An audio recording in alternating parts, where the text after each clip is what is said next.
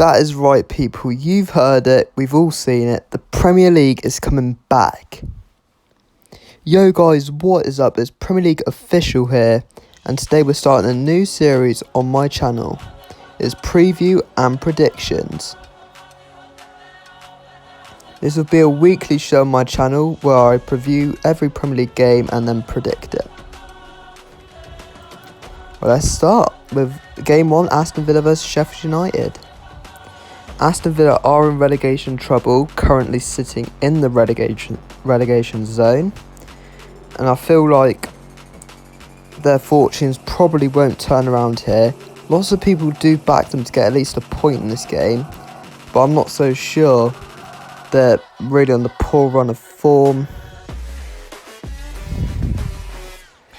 But however, I do partly agree with them if the pandemic hadn't happened, because home advantage was a thing. However, with an empty Villa Park and no atmosphere and no one cheering them on, I feel like they may struggle in these new surroundings. As for Sheffield United, wow, what a run they've been on. Currently sitting in and around the Europa League spots, which is just incredible for a side like them.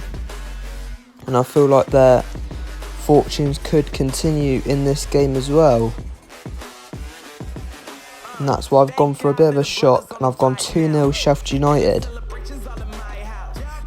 Right, game 2 is Man City versus Arsenal. An absolutely massive game to kick off the Premier League, again along with Aston Villa Sheffield United. Man City just look really good, with Aguero firing. If De Bruyne could break Henry's assist record, City could be well and truly set here to get a good win. Someone I'm really interested to see is Leroy Sané, as he is very heavily linked with a move to Bayern Munich. Hopefully he can leave City on a high and try and put his name even more in the shop window than it already is. Yeah. As for Arsenal, they had a really poor pre-season, losing at home to Brentford, Championship side Brentford that is. Their defence is shocking, and even though they do have a good attack, I don't think it matches what City have got, and I think they will be overrun at the Etihad. That's why I'm saying Man City 3, Arsenal 1. Right, next game is Norwich versus Southampton. Norwich are bottom of the league at the minute, don't look like staying up, so they're in a bit of relegation problems themselves. What I like about Norwich though, they are exciting to watch. They do remind me of Fulham last season, where they're good going forward but just do not have enough at the back, and that may be capitalised on again here. If Danny Ings is firing as well, if he gets the goals he was getting before lockdown, he really could be up there for a golden boot place as well. Obviously competing with the likes of Aguero, Vardy, Aubameyang, etc. But yeah, his name's in and around those players. The rest of his teammates, however, are pretty unspectacular, and I feel like they don't really have too much to play for, considering they're pretty much safe. They should be okay in terms of relegation. They should be fine. So I've got a bit of a shock here, as you'll see coming up. That's right, I think bottom of the table Norwich will beat Southampton 2-1. Now we're moving on to Spurs versus Man United. Now this is a massive game. There's a lot of big players coming back from injuries, one of them being Harry Kane. If he is firing and is as fit as he was before, Spurs could really be in for a good result here, as they look towards their main man again, Harry Kane. But Spurs aren't the main team getting injury players back. They're also getting Man United having Pogba back and also Rashford. So I feel like Man United could also have something here. However, I'm going to say this, and this will definitely point to what my prediction is going to be. Cure Mourinho masterclass. I think he'll park the bus. I think the game will not be particularly interesting. I think it'll be quite cagey. And if Spurs are solid at the back, I think they'll win. I think they really could.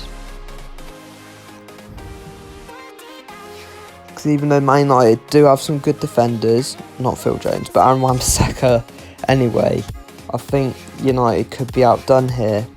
So a lot of people say Mourinho's washed up and all this, but he can get a masterclass result out of him. He did beat Man City 2-0 at the Tottenham Hotspur Stadium, and I think Spurs will sneak a 1-0 win here. Next up, we've got Watford versus Leicester.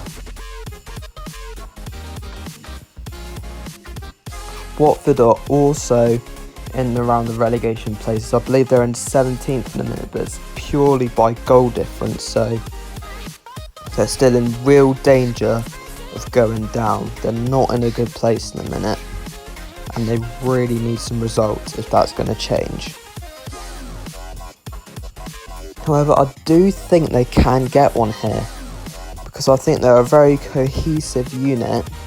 I think Nigel Pearson is a really good manager for keeping teams afloat in the Premier League. And if I'm completely honest, things may change, but I think that Watford will stay up and relatively comfortably as well. I know they're playing in a empty Vicarage Road, and I feel like if that was full, some people might call me an idiot for saying this considering how high flying Leicester are. But I think they could have won this game if there was a fan base around them. I really think they stood a chance against Leicester. But they do have one man in their way, especially the Premier League's current top goal scorer, Jamie Vardy, who's on 19 goals in a minute. I'm sure he'll add to that tally. He might even add it to tally in this game when it's played. So only a matter of time will tell. As for his team in total, I think they will get a 1-1 draw with Watford because they really are playing for something. Anyway, we're going on to Game 6 now, which is Brighton versus Arsenal. Brighton are another one of those teams that around like the Watford, Bournemouth, etc., who are really fighting for relegation. And I feel like this game is important. However, I do think they can afford to lose it if they pick up big wins against the people around them or slightly above. I feel like Aubameyang will be very good this game. I think he might even get the golden boot, if I'm honest. Absolutely class striker. Arsenal, if they do lose to Man City, will need a bounce back result, and I feel like they could get one here. And that's why I've said Brighton 1, Arsenal 2. Right, next up we've got West Ham versus Wolves. The battle of the W's. I think West Ham are in big trouble. I think their fixtures compared to the teams around them are quite difficult. This one's no easier considering how good Wolves are. But yeah, I think they're in a bit of trouble really here. Wolves, on the other hand, are really good. But again, like some of the other games, I feel like West Ham could have got something here if the Europa League was on at the same time. But the fact that's being postponed to August, as far as I'm aware, I think Wolves will have a fully fit squad and will come out firing against a poor West Ham side. And that's why I said West Ham 0, Wolves 2. Now anyway, we're going Bournemouth versus Crystal Palace now. In terms of injury news here, it's good news for Bournemouth that one of their best players last season, David Brooks, is back amongst the side. I feel like he could do quite well here. As can his Bournemouth teammates, because I know lots of people are saying Bournemouth will go down. Personally, I disagree. I think they will survive. Obviously they could, they're very much in the relegation zone right now. But I reckon it's a game like this they could really win, and I think it'll be important. As for Crystal Palace, as you can see with Newcastle there, both are stuck in mid-table mediocrity. As I said with a lot of other clubs like Southampton, they're in no real danger of going down. And I feel like they don't really have too much to play for, if I'm completely honest. And that's why I'm saying Bournemouth 2, Crystal Palace 1.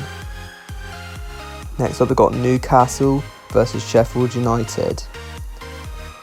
Newcastle, again, like I said in the previous segment, don't really have too much to play for. I feel like if St James's Park was full this game, they would stand a chance. But just like the Mourinho class, here's a Chris Wilder masterclass. I think lots of people, again, would expect Sheffield United to draw this game. But my answer to that is that Sheffield United have got a lot of unexpected results this season. And arguably this one could be another one in their race for Europe. And that's why I'm saying Newcastle 0, Sheffield United 1. Next up, we've got Aston Villa versus Chelsea. Oh, Aston Villa. The fixture list has not been kind to you so far. A team fighting for the top 4 against a team battling relegation will sure be a really good watch on whatever people are watching on. And I feel like Aston Villa will have a tough time against the Chelsea side like this one. Speaking of Chelsea, I think they will win this convincingly. They need top 4 to attract more big players, and they can't have people like Werner and Ziyech playing in Europa League. They have to win these games, and I feel like they will, as is shown here with Aston Villa 1, Chelsea 3. Now we've got Everton versus Liverpool.